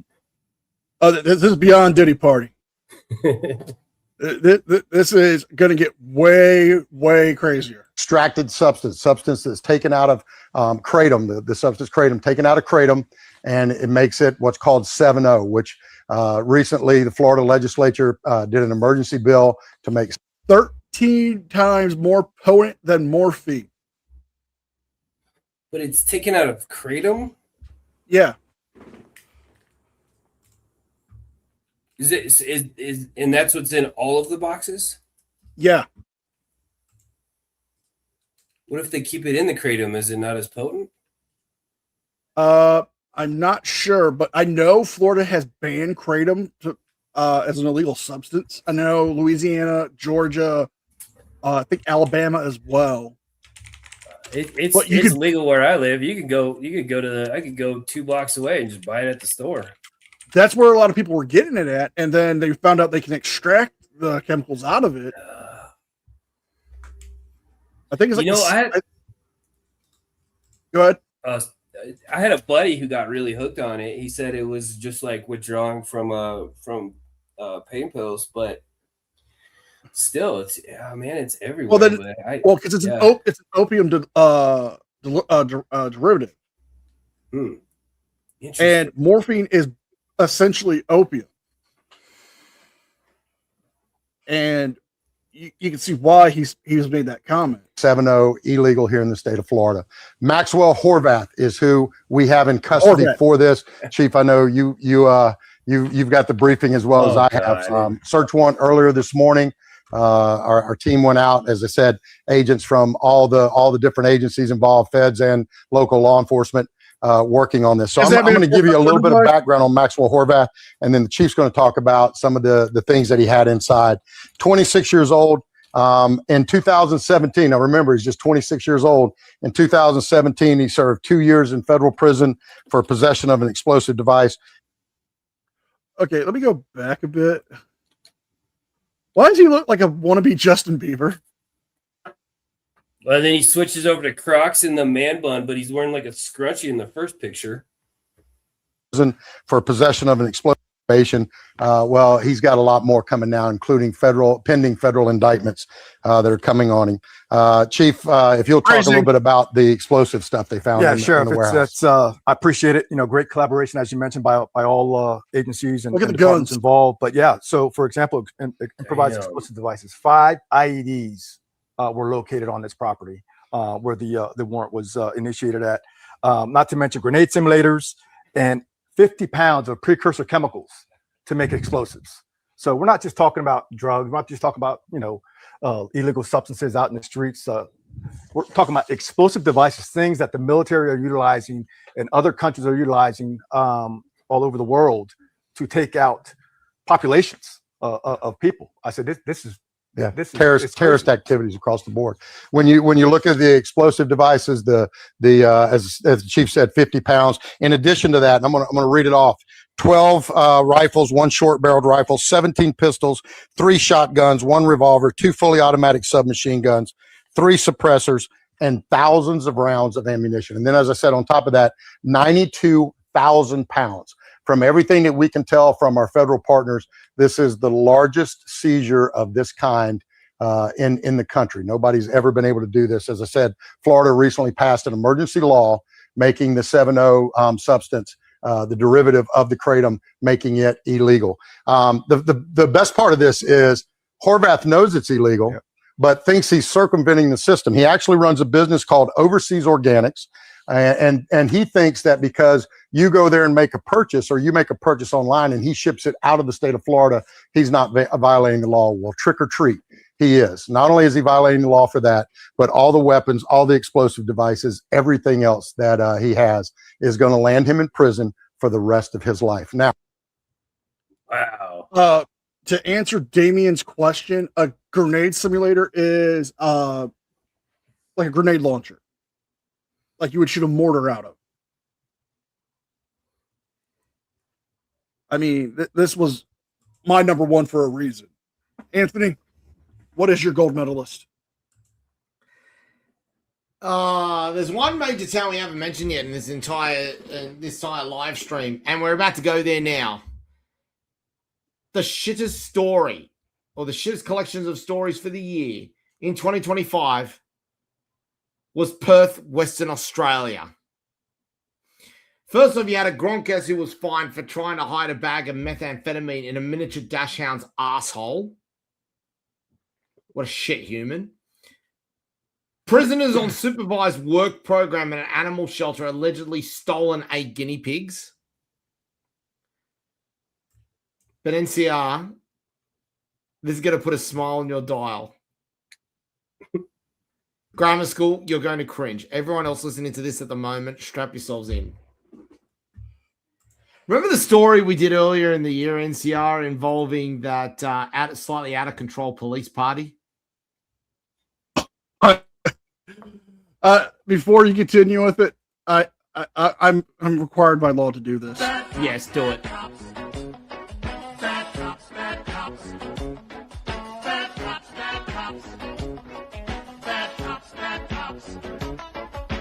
Springfield cops are on the take, but what do you expect for the money we make? Whether in a car or on a horse, we don't mind using excessive force. Bad cops, bad cops. Bad cops, bad cops. Grammar school, you're gonna see why we had to play that. WA police officers on the line after depravity at a staff party ended in sexual assault and public indecency. 2 police officers are fighting for their jobs and one is receiving counselling after a booze-soaked party ended with a sexual assault and a vile act of public indecency. You ready for this, grammar school? Find out. The first and most concerning incident involved 2 randy junior male officers who slunk off from a party and ended up in a drunken tryst. One of the men performed oral sex on the other. During the act, he digitally penetrated the colleague he was pleasuring. That uninvited move shocked the recipient. It is not known whether he continued to enjoy the other service his workmate was offering, but the aggrieved cop later went home and told his wife about the incident. Now, from what we were able to ascertain, actually it says it in the very next sentence, the pair discussed the matter and decided while the oral sex was consensual, the penetration was not. Hold on. I have footage of what led up to the act's beginning. Let's get busy. Horrible.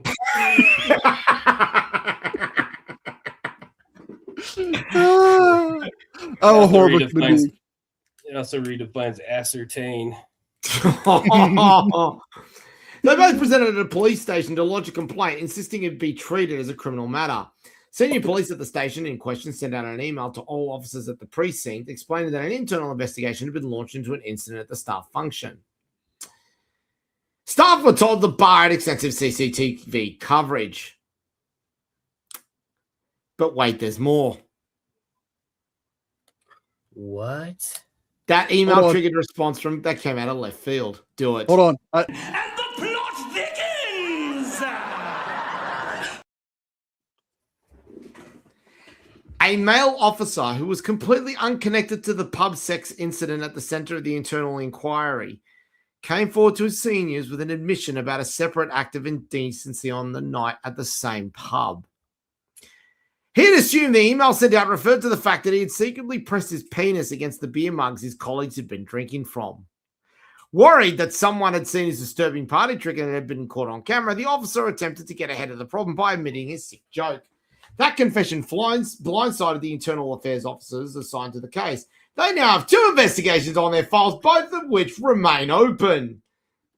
The officer who digitally penetrated his colleague without first asking permission has been stood down from duties. He is at home on full pay while internal affairs finalizes its inquiry. The man he violated is receiving counselling. The cop who wiped his penis on his colleague's drinking glasses is still working, but only in a desk-bound job. The Western Australian Police Force has commenced a criminal internal investigation into allegations of serious misconduct involving several officers from a metropolitan police district. 1 officer has been stood down, the second stood aside, a third is receiving every support from our Health and Welfare Division. I mean, I hope he's not on coffee duty. Oh,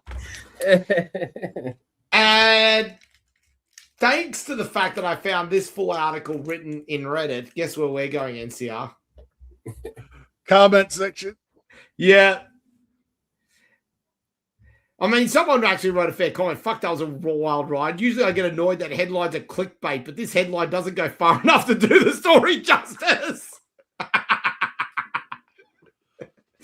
Talk about getting ahead. Well, that's a total cock. Specialist Dog 434 wrote, well, that's a total cock up.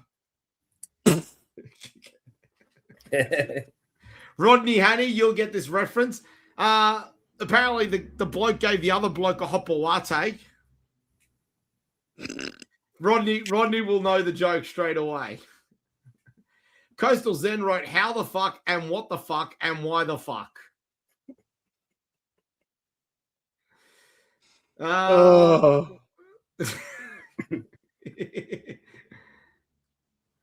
Someone even came on and asked, what is digital? Oh my God.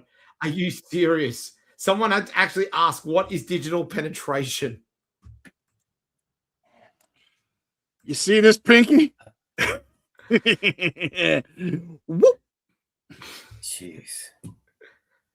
What a cop block the complaining officer is.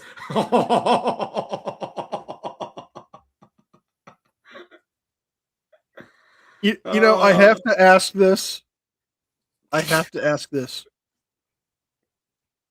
Did that first cop learn everything about siphoning from hoses from his uncle? Oh no!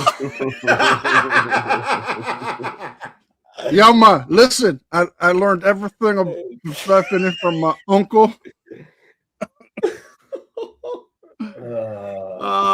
Maybe someone named Snakels wrote, maybe the receiver should put the whole issue behind him. No.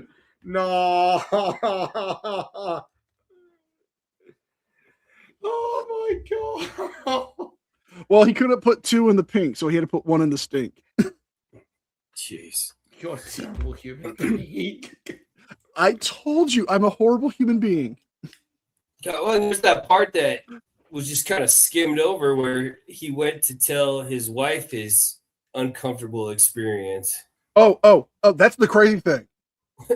They are still together. She had no problem with the experimenting with the oral sex. But apparently had a problem as soon as the finger went up the. I'm just saying, how do you have that conversation with your wife? All right, so honey, listen, me and Paul, we were just hanging out and he offered to give me a little bit of a blowy, and then out of nowhere, he's doing it, and then like his finger up the chimney. Yeah. Yeah, Rodney, I'm not so sure about that. It might have been the tackle count, actually, to be fair. Now, before we go, ladies and gentlemen, 2 things we've got to do here. First off, we've actually got to confirm the shit town of Australia for the year, don't we, NCR? We do. Now, the good people at the Facebook page of Shit Towns of Australia, and by the way, if you do get an opportunity, make sure you go and like their Facebook page because it's full of really good stuff, well worth checking out. But traditionally, they have a vote off in terms of the shittest town. I then match that off against the stories and do it on a point system.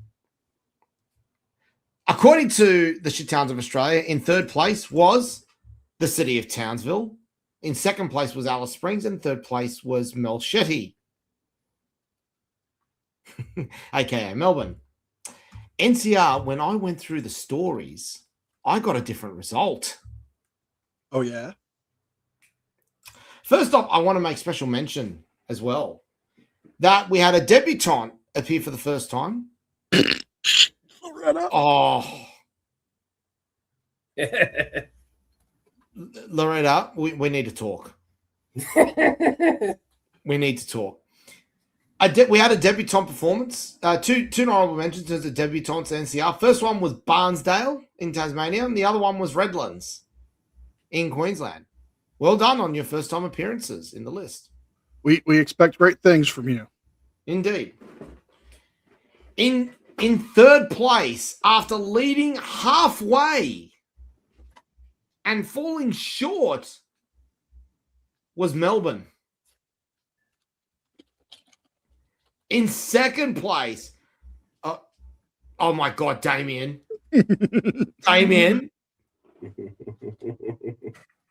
I get the feeling Damien and Loretta are going to get on just fine. Yeah, and this one took over the fish story, I think. Yeah. In 2nd place, and I've got to say, I thought this was going to win it until the very last week, was Sydney, my very own Sydney. Ooh, I think I know it was number 1. I'm going to throw it in the chat. Go on. No, it wasn't Townsville. Townsville came 4th. Oh. NCR, do you want to have a guess? Port Pirie. No. That's Port Pirie finished 8th. You get 2 more chances. Alice Springs. Nope. They finished 6th. You got one last shot. Brisbane. Come on. You can do it. Goldie. Yes. On the last week, Goldie pipped Sydney. Mrs. Tom, we have to announce this. You have become the Hall of Famer and MVP for the year. Congratulations to that title. Absolutely. Yes, and you know what, Goldie, you know what also got Goldie over the line in regards to that? It might come up next week because Goldie's got a nomination for an award as it got named the Syphilis Capital of Australia. And ladies and gentlemen, the other announcement, of course, is make sure you tune in next week because we're going to be live again. Yes. Next week will be the last show for the year for the Craptown Florida Man Power Ranking podcast, where we will have our awards show, the Golden Turds. And we've got our various awards. Of course, there's a quick list so you know what you got yourself, get yourself ready to. We have the Steve Irwin Award for the best story involving animals, the Hugh Grant Award for the best act of debauchery in a public place, the Troy McClure Award for excellence towards hardcore nudity, because we all love, especially the captain, always encouraging us to get in naked. The Mr. Mackey Award for the funniest story involving drugs. The Captain's Award for fucking around and finding out. The Fargo Award for the woodchipper moment of the year. The Daniel Meredith Jones Award for dipshittery in politics. The Carl Johnson Award for best attempt at a GTA angle. The Coogee Bay Award for the shittiest story involving food. The Plank Award for the most random theme. The Jeremy DeWitt Award for the best story involving impersonation of police. And this year, NCR, we have 3 new awards. Yes. First off, we have Trump's Golden Toilet for the worst story involving bodily fluid or excrement. The Judge Mindy Glazer Award for the biggest WTF moment in court. And the Daddy Chill Award for the biggest what the hell is even that story of the year.